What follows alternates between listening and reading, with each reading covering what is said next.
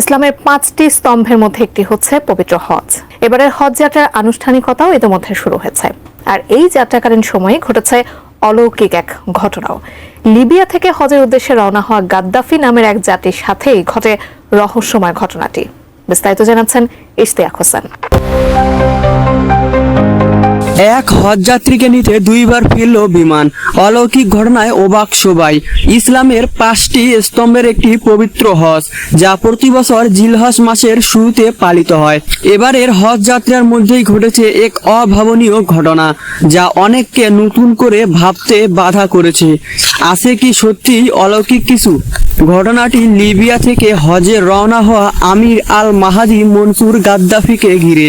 ধর্মীয় বিশ্বাস ও হজ পালনের দৃঢ় নিয়ত নিয়ে লিবিয়ার দক্ষিণাঞ্চল থেকে রাজধানীর আন্তর্জাতিক বিমানবন্দরে পৌঁছান আমির। সব প্রস্তুতি শেষ, কিন্তু বাধা আসে তার নাম ঘিরেই। নামের শেষাংশে গাদ্দাফি থাকায় নিরাপত্তা সন্দেহ ইমিগ্রেশনে আটকে দেওয়া হয় তাকে। এক সময়ের আলোচিত লিবিয়ান শাসক মুহাম্মার গাদ্দাফির নাম হওয়ায় বিভ্রান্তি ও জটিলতা তৈরি হয়। এই সময়ে অন্য যাত্রীরা একে একে বিমানে উঠে পড়লেও আমির তখন দাঁড়িয়েছিলেন অনিশ্চয়তার মধ্যে। অবশেষে যখন ইমিগ্রেশনের সব আনুষ্ঠানিকতা শেষ হয়, তখন দেখা যায় বিমানটির দরজা ইতিমধ্যে বন্ধ হয়ে গেছে। পাইলটের স্পষ্ট নির্দেশ, দরজা আর খোলা যাবে না। ফলে বিমানে ওঠা হলো না আমিরের। কিন্তু এখানেই শুরু হয় আশ্চর্যজনক ঘটনা। আমিরকে রেখে যাত্রা শুরু করা সেই বিমানটি যান্ত্রিক ত্রুটির কারণে আবারও ফিরে আসে বিমানবন্দরে। কিন্তু সেখানেও আমিরকে উঠতে দেওয়া হয়নি।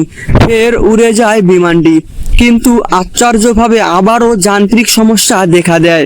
বাধ্য হয়ে দ্বিতীয়বার অবতরণ করেন বিমানটি। এবার পরিস্থিতি ভিন্ন।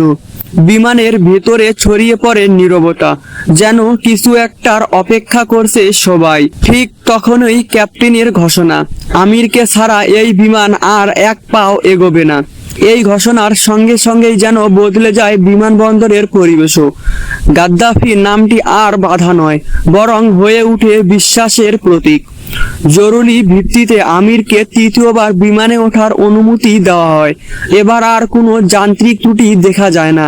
নির্ধারিত গন্তব্য সৌদি আরবের উদ্দেশ্যে উড়ে যায় বিমানটি আমিরকে নিয়েই। পরে স্থানীয় গণমাধ্যমকে আমির জানান, আমি জানতাম যদি আমার নিয়ত সত্যি হজ হয়, তবে কেউ আমাকে আটকাতে পারবে না। সবই আল্লাহর ইচ্ছায় হয়। এই রহস্যময় ঘটনাটি এখন সামাজিক মাধ্যমেও মানুষের আলোচনায়। অলৌকিক কিছু কি এখনো ঘটে? শুধু প্রযুক্তি নয়, কখনো কখনো যেন নিয়তই সবকিছু নিয়ন্ত্রণ করে। আর এরকম সত্য সঠিক নিউজ পেতে এই নতুন চ্যানেলটাকে আপনারা সাবস্ক্রাইব করে পাশে থাকুন, যেন সবার আগে সঠিক তথ্য আপনার কাছেই পৌঁছায়।